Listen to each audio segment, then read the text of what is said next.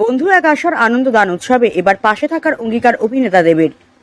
দীর্ঘ 15 বছর ধরে পুজোর সময় প্রত্যন্ত অঞ্চলে পৌঁছে গিয়ে 200 শিশুদের হাতে পুজোর উপহার হিসেবে একটি করে নতুন জামা তুলে দেওয়ার এই যে প্রয়াস, তাতে এবার সামিল হয়েছেন বন্ধু এক আশার নবনির্বাচিত চেয়ারম্যান ডক্টর রাজীব শীল।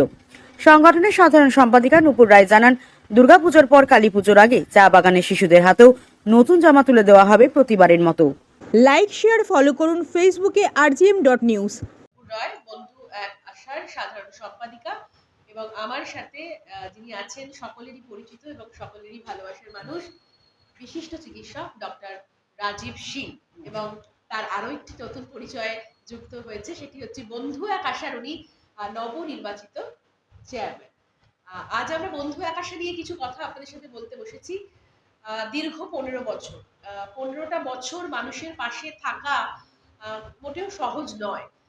দীর্ঘ 15 বছর ধরে এক হয়ে একটা টিম হয়ে মানুষের পাশে পশ্চিমবঙ্গের বিভিন্ন প্রান্তে পৌঁছে গিয়ে আমরা চেষ্টা করেছি যে কোনো মুহূর্তে, যে কোনো বিপর্যয় হোক, যে কোনো প্রয়োজনে মানুষের পাশে থাকার সেই প্রয়োজনীয়তা আমরা উপলব্ধি করেছি এবং আমরা চেষ্টা করেছি মানুষের পাশে এই 15 বছর থাকার।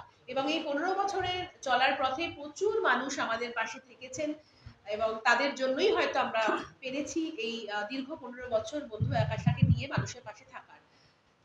দুর্গাপুজো আসছে এবং তার সাথে আসছে আনন্দদান উৎসব। 15 বছরে পড়বে এবার আনন্দদান উৎসব বন্ধু এক আশা। কি এই আনন্দদান উৎসব? পশ্চিমবঙ্গের বিভিন্ন প্রান্তিক অঞ্চলে পৌঁছে গিয়ে ছোট ছোট বাচ্চাদের জন্য নতুন জামা। হ্যাঁ, আমাদের প্রত্যেকেরই পুজোয় প্রচুর নতুন জামা হয়, কিন্তু বিশ্বাস করুন, আমরা যখন সুন্দরবনের সাতজেলিয়া গ্রামে যাই, আমরা যখন পুরুলিয়ায় যাই, আমরা যখন ঝাড়গ্রামে যাই, বাঁকুড়ায় যাই, বিষ্ণুপুরে যাই, আমরা যখন আসানসোল কিংবা বিভিন্ন প্রান্তে, কিংবা আমরা চা বাগানে পৌঁছে যাই, সেইখানে যে বাচ্চারা আছে তাদের কাছে যখন আমরা বন্ধু এক আশার তরফ থেকে একটা নতুন জামা উপহার দিই, তাদের কাছে বোধহয় সেই নতুন জামাটা আমাদের ওই অনেকগুলো জামার থেকেও বেশি আনন্দ এনে দেয়। সেই আনন্দদান উৎসব বন্ধু এক আশা আবারও এইবার পালিত করতে চলেছে।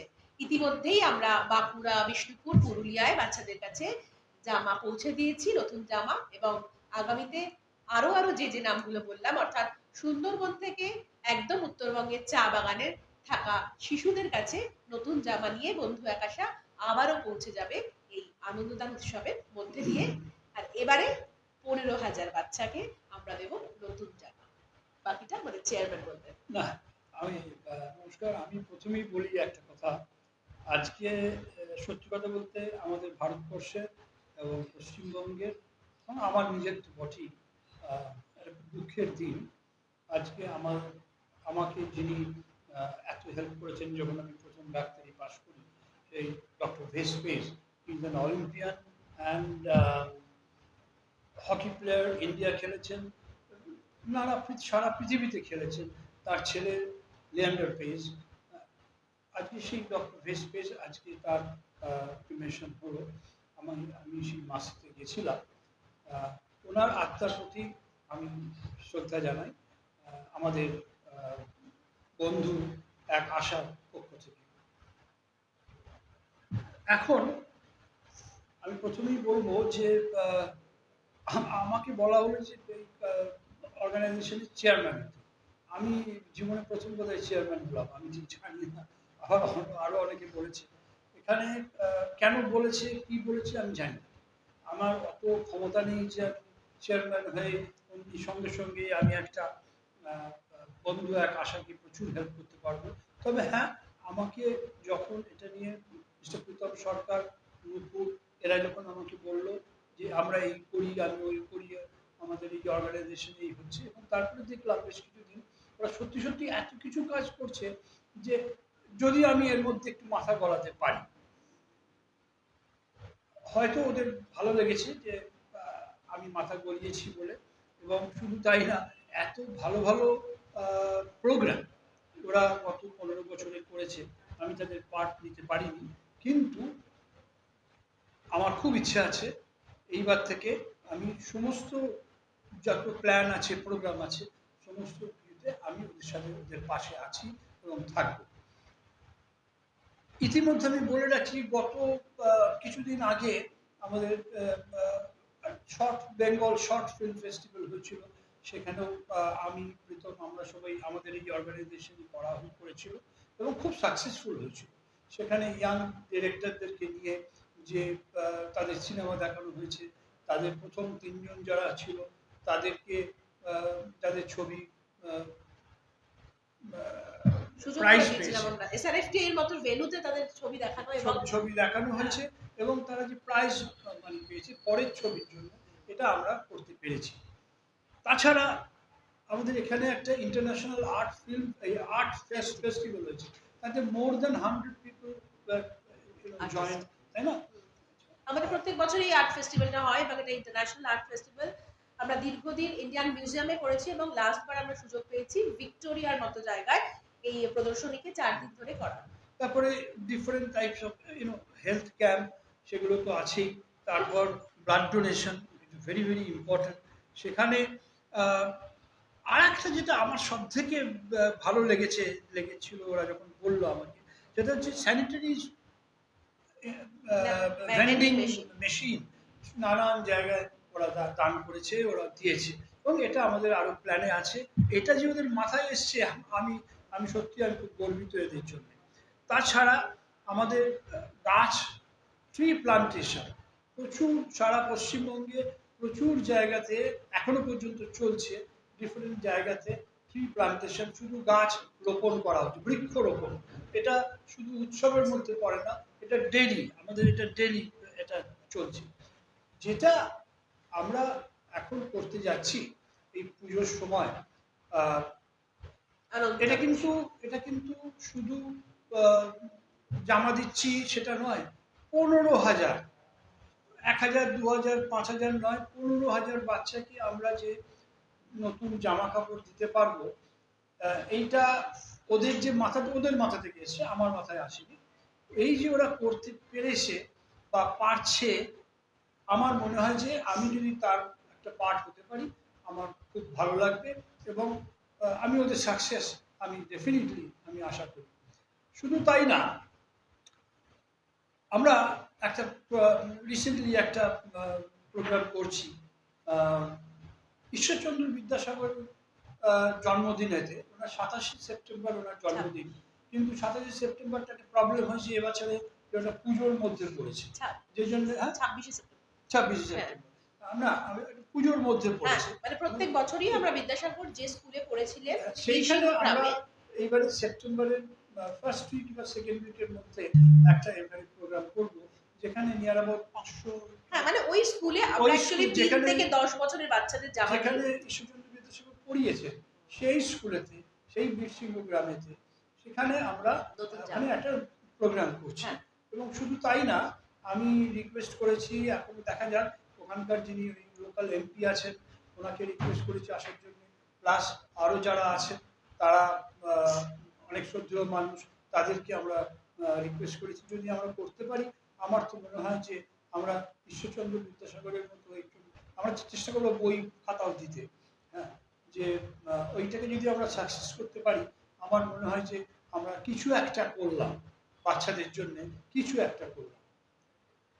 বলো আর কি যেটা বলার, আরো অনেক অনেক কর্মকাণ্ড আছে। আর যে বিশেষ কথাটা আপনি বললেন, এমপি পরিচয় নয়, আমাদের সকলের বাংলার প্রিয় অভিনেতা দেবকে উনি অবশ্যই বলেছেন এবং তার একটা আসার সম্ভাবনা আছে, কারণ রাজীব দার কথা খুব একটা কেউ ফেলতে পারে না, সেটার অভিজ্ঞতা আমাদের বহুদিনের আছে। কারণ রাজীব দা সেই অটল বিহারী বাজপেয়ী থেকে, জ্যোতি বসু থেকে, আমাদের পরিচিত সকলের ভালোবাসার মানুষ অপর্ণা সেন থেকে, ঋতুপর্ণা থেকে, প্রসেনজিৎ থেকে, প্রিয়াঙ্কা চোপড়া থেকে দেব অব্দি, এই প্রত্যেকটি মানুষেরই তিনি চিকিৎসক। এবং আমরা দেখেছি কৌশিক গাঙ্গুলিও আছেন এবং আরো অনেক সমাজে বিশিষ্ট মানুষ আছেন। এবং আমরা দেখেছি রাজীব দা যখন কাউকে কিছু বলেন তারা আমাদের পাশে অবশ্যই থাকেন। তো এবারও হয়তো সম্ভাবনা আছে দেবের পাশে, চেষ্টা করছি যদি এরকম একটা ভালো কাজে বাচ্চাদের জন্য বীরসিংহ গ্রামে বিদ্যাসাগর স্কুলে আমরা নতুন জামা পৌঁছে দেবো এবং আগেও দিয়েছি আমরা। এছাড়াও সারা পশ্চিমবঙ্গ জুড়ে এই কর্মকাণ্ড আমাদের চলবে, আনন্দদান উৎসব 2025। আমার একটা এখানে বক্তব্য আছে যেটা আমি এখনো পর্যন্ত কাউকে বলিনি, আজকে আমি এখন সবাইকে সামনে বলছি। প্রীতম কোথায় আছে? আচ্ছা, আমি প্রীতমকে এবং নুপুর এবং সবাইকেই আমি বলছি, এই যে ঈশ্বরচন্দ্র বিদ্যাসাগরের স্কুলেতে যেটা আমি করব, আমরা করব, সেখানে এখন সেই আমরা পড়েছি ছোটবেলায় ওই লাল চটি বই, বিদ্যাসাগরের লেখা অ আ ক খ সমস্ত কিছু। সেই বইটা আমি ওদেরকে রিকোয়েস্ট করব যে যদি নতুন করে যদি প্রিন্ট করে যদি ওইখানে বাচ্চাদেরকে যদি আমরা দিতে পারি, আমি চেষ্টা করছি সেটা। আমি কথা দিতে পারছি না যে কতটা কিছুটা না না, এটা আমরা কথা দিতেই পারি। রাজীব দা বলেছে মানে এটা আমরা কথা দিলাম না, বন্ধু আকাশের তরফ থেকে।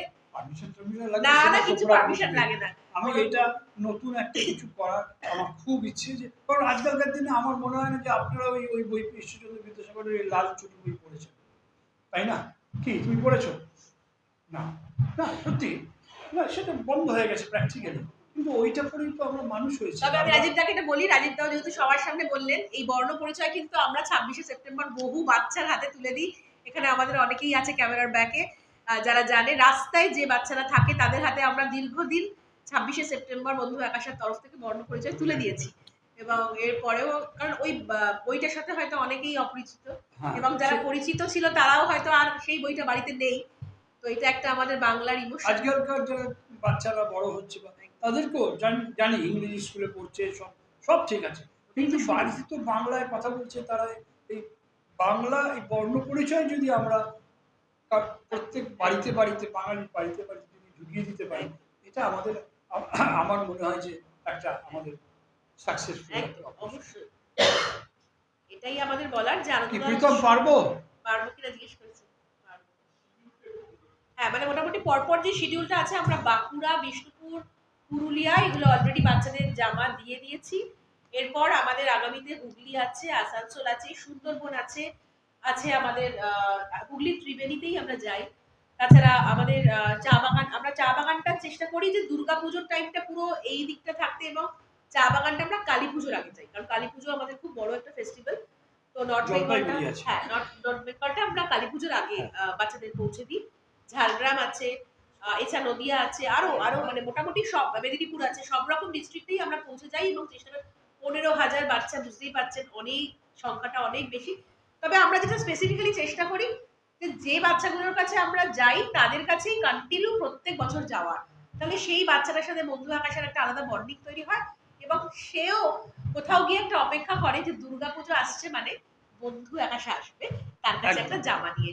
সেটা হয়তো আমাদের কাছে, এটা আমাদের একটা খুব শেখারও ব্যাপার, যে শহরে থাকা মানুষের কাছে একটা জামার হয়তো কোনোই মূল্য নেই, কিন্তু ওই বাচ্চাটার কাছে। আমি এখানে একটা কথা বলি, এখনো পর্যন্ত আমাদের বাড়িতে আমার মেয়ে বা নাতনি বা নাতনি তাদেরকে পুজোর আগে একটা নতুন জামা কিন্তু পরতেই হবে। হ্যাঁ, তো আমরা চাই যে তাদের যে সেই আনন্দটা, আমরা তাদের ভাগ বসাচ্ছি না, কিন্তু তাদের এই আনন্দ আমরা সামিল হতে পারি, এবং তাদেরকে যদি তাদের মুখে যদি হাসি ফোটাতে পারি, সেটাই আমাদের।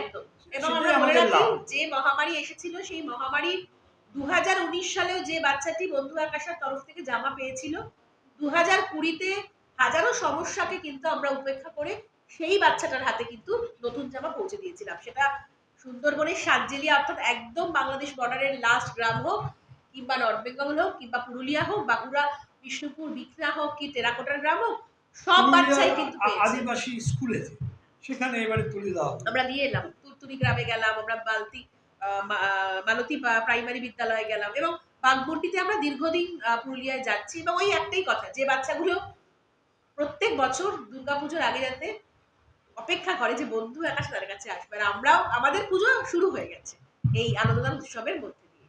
একটা প্রোগ্রাম আমরা করছি, আমরা কলকাতার মধ্যে একটা এই বাড়িতে যেসব মাল্টি স্টোরি বিল্ডিং যে পুজো হয়, সেই পুজোতে এবারে আমরা একটা পুজো ডিসাইড করেছি কোথায় করবো। এই পুজোর এটা ফার্স্ট টাইম আমরা করছি, এবং সেখানে ওই বিল্ডিংয়ের পুজো প্লাস আমরা বাচ্চাদেরকে নিয়ে যাব, সেখানে নিয়ে গিয়ে পুজোর আগে আমরা তো ষষ্ঠীর দিনটা করবার চেষ্টা করবো, কারণ অলরেডি পঞ্চমীর মধ্যে আমরা সারা বাংলায় দিয়ে ফেলি, এবং দুর্গাপুজো কলকাতায় যে একটা আলাদাই বিষয়। তো তো আমরা চেষ্টা করেছি যে একদম প্যান্ডেলের মধ্যে একটি বড় কমপ্লেক্সের মধ্যে গিয়ে বাচ্চাদের কাঞ্চনজঙ্ঘা, তাই তো, সেখানে গিয়ে ছোট ছোট বাচ্চাদের হাতে, মা দুর্গার হাতে সামনে আমরা এই বাচ্চাদের এটা তুলে দিতে চেষ্টা করি। সেখানে আপনাদেরকে আসা, আমি আপনাদের সেখানে ইনভাইট করছি এবং হাত জোর করে। এবং ওই অনুষ্ঠানটা আমরা যে মেধা আন্টিকে রিমেম্বার করে করছি সেটা একটা কারণ, দীর্ঘদিন মেধা আন্টি আমাদের রাজীবদার ওয়াইফ বৌদি আমাদের দীর্ঘদিন এই কাজের সাথে যুক্ত ছিলেন, বাচ্চাদের পাশে ছিলেন। তো আমরা চাই যে ওনার অবর্তমানে বন্ধু এক আসা সেই বাচ্চাগুলোর কাছে। ওই যে একই কথা, যে বাচ্চাটা আগে নতুন জামা পেত, কোনো কারণেই যেন বাচ্চাটা নতুন জামা পাওয়াটা যাতে বন্ধ না হয়, বন্ধু এক আসা সেইটা আরো বেশি করে চেষ্টা করবো। থ্যাংক ইউ, ধন্যবাদ। এখন আপনার বাড়ি, অফিস এবং দোকানকে সুরক্ষিত রাখুন টোটাল সিকিউরিটি সলিউশনের সাথে। আমরা বিভিন্ন নামি দামি ব্র্যান্ডের সিসিটিভি ও সিসিটিভি সংক্রান্ত যাবতীয় অ্যাক্সেসরিজ বিক্রয় করার পাশাপাশি সার্ভিসও প্রোভাইড করে থাকি। টোটাল সিকিউরিটি সলিউশন একটি নির্ভরযোগ্য প্রতিষ্ঠান যা 24/7 সার্ভিস প্রোভাইড করে থাকে। তাছাড়া এই প্রতিষ্ঠান দীর্ঘদিন ধরে যত্ন সহকারে দোকান, বাড়ি, কারখানা, school, nursing home, hotel, restaurant, শোরুমগুলিতে পরিষেবা দিয়ে চলেছে। আমাদের এখানে প্রশিক্ষণপ্রাপ্ত টেকনিশিয়ান দ্বারা কাজ করানো হয়। আমাদের ঠিকানা গার্ডেন রিচ, মেটিয়া ব্রুজ, কলকাতা 700024। বিশদে জানতে যোগাযোগ করুন 7003047447 এই নম্বরে।